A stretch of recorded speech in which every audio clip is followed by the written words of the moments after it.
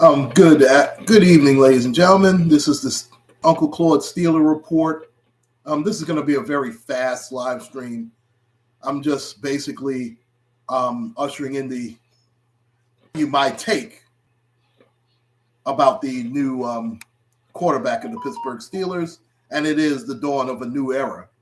And we knew that this was going to happen at any time during the season. I did expect it by week 6. I'm not shocked that they pulled the plug on Mitch Trubisky. Obviously, it's not all Mitch Trubisky's fault, but let's face it, he is who he is. We know who he is, and let's face it, he didn't exactly do anything for him to keep the job. He was as bad as advertised. He actually made a couple of good throws. One to the back of the end zone that Deontay Johnson just missed keeping in bounds. Pickett was 10 of 13. All three misses were interceptions, unfortunately. A couple of them weren't really his fault. Freer move, of course, and the one at the end of the game, of course, is a Hail Mary. And but the one that I'm going to talk about the most is about Chase Claypool. And Mr. Claypool has been with the Steelers for a while now. We keep hearing about his unlimited potential, how he's been called, well, remember, he used to be called Mapletron in his rookie campaign. Let's face it. Right now, I am so sick of Chase Claypool. All he does is talk big and produce little. He never wins a one-on-one jump. You know what? If some team told me that they would take Chase Claypool off the Steelers' hands for a third-round pick, I would walk him to the airport. I am sick of Chase Claypool. I'm just sick of him. He never, ever makes a big play.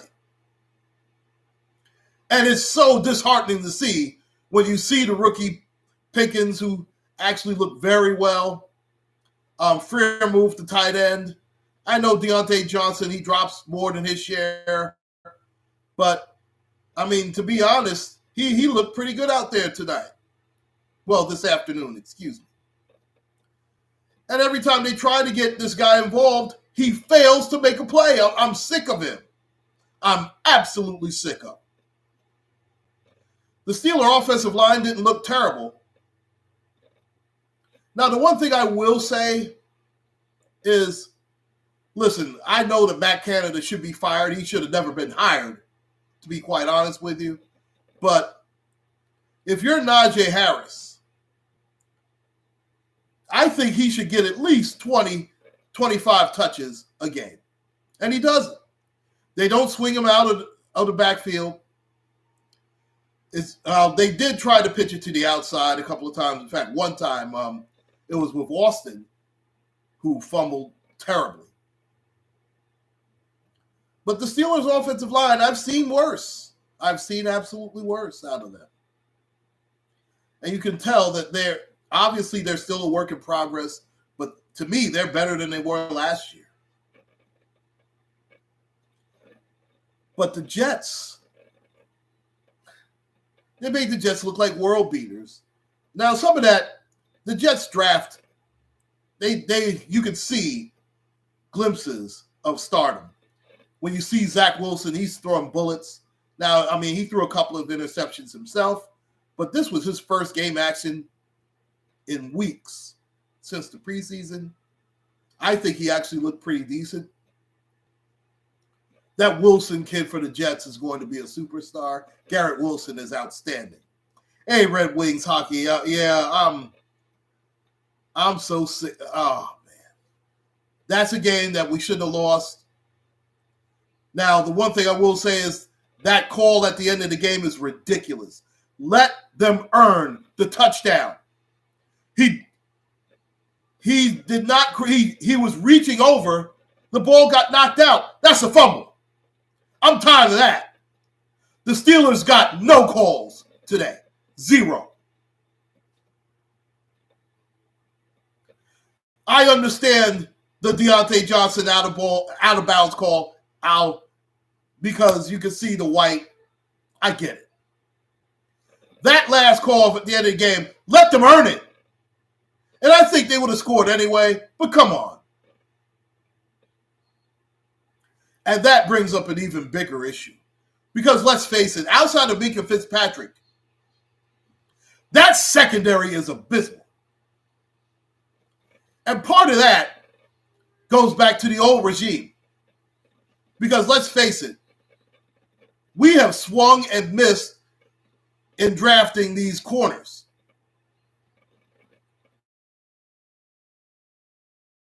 How bad the kid from Miami was. He couldn't even stick on the team. He's not, I don't even think he's on an NFL team. And that was a first-round pick that was just wasted.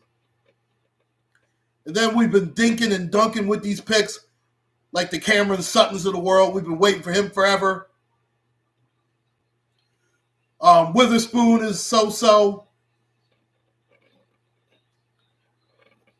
I'm telling you. Listen, they're going to start to put up points because Pickett galvanized the team. But the sad part was the result was still the same. It was a loss. The Steelers, when they try to utilize this Claypool sets them back ridiculously, man. He just does.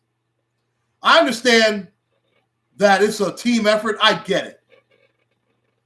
But I think they needed to clear the locker room of this kid. He's shown enough. I've seen enough. Get him off the team. He stinks. Give me somebody that's going to give me more of an effort out there because he's not the one.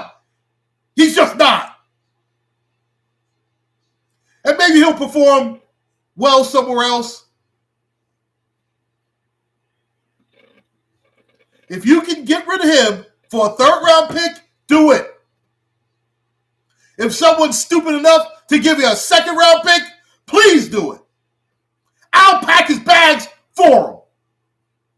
I've had enough of Chase Claypool. People were talking about him like he was going to be like Lynn Swann. Yeah, right. Oh. The Steelers defense, that secondary, outside of Minkah Fitzpatrick. Listen, I know the Steelers don't like to spend money. We need to spend some in the secondary this upcoming offseason. I can't take it.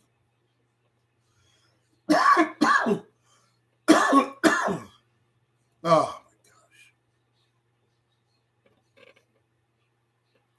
I tell you what, if you're an alcoholic, the Steelers are not the team for you, let me tell you, especially this year. I was so scared when Fitzpatrick went down late in the fourth. Already down TJ Watt. Even though Highsmith looked great. I mean, the pressure is not the problem. It's the secondary. We're still getting pushed around too much on the front line outside of Hayward. Alualu had a terrible holding call. That didn't help. But listen, we're going to have to take our lumps because the Kenny Pickett era is here. He's going to make some mistakes as a rookie. I get it. Listen, right now, I don't see the Steelers winning 7 games. They'll be hard-pressed to do it, in my opinion. And I'm the biggest Steeler fan there is. But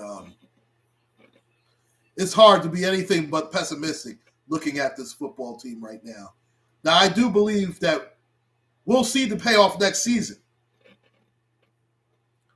But I'm afraid another coach will see it. And you're right, the Steelers don't pay. We know that. They pay little to no money. But they're going to have to put something into that secondary. This secondary cannot stay the way it is. I know they gave Fitzpatrick the money. Edmonds can't be back next year.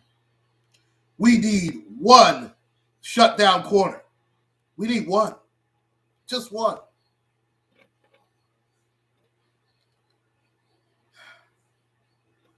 I think the wide receivers are fine.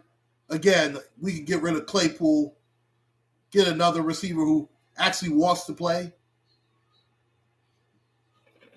The offensive line, we could use another guy. No question about it. But you can say that about half the league.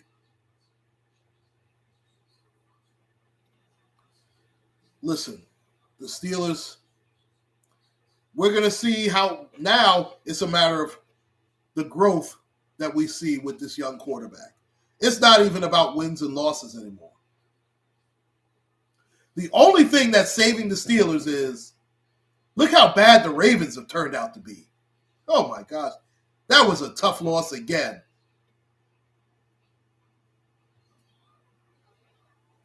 The Bengals aren't world beaters. You saw what happened to Cleveland. As crazy as it sounds, the Steelers can still win this division.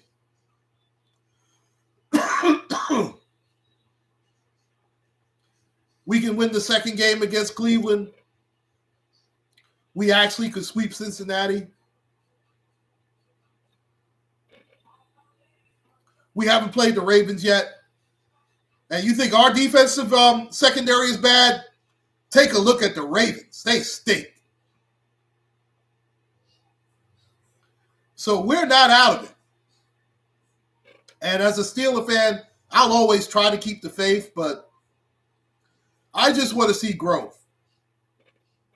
And I'm pretty sure that Mike Tomlin does too. And even though I can look at it from I just want to chart the growth of the young quarterback. Listen, we all know that Mike Tomlin, his fanny is always on the line. We know that. And I tell you what, if he doesn't win 9 games here, excuse me, I think the Steelers are going to look for another coach.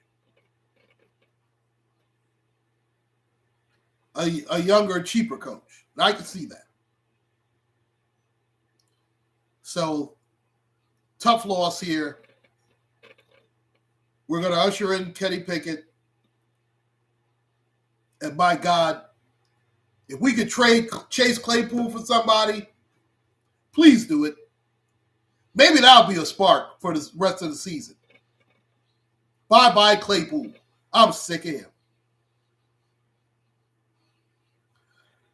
So the Steelers lose a very tough one.